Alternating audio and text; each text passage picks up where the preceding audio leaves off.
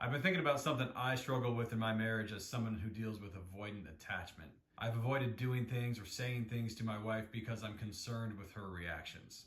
I've struggled with this idea in my marriage because my natural avoidant attachment turns off the vulnerability valve in me. And when it does, I don't share my needs, feelings, beliefs, desires, frustrations, hopes, dreams.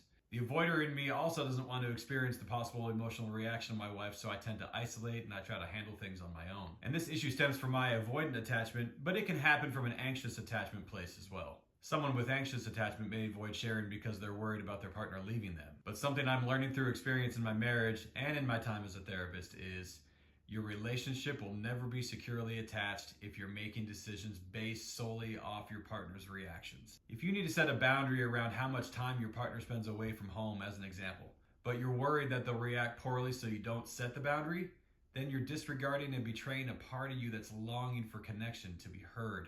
This leads to resentment, disconnection, that can actually lower your self-esteem because you aren't abiding by your values.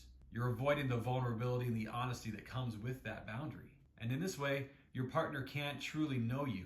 And if your partner doesn't fully know you, then you'll never be fully attached to one another. There will always be a connection gap between the two of you, and that gap never gets filled by anything good.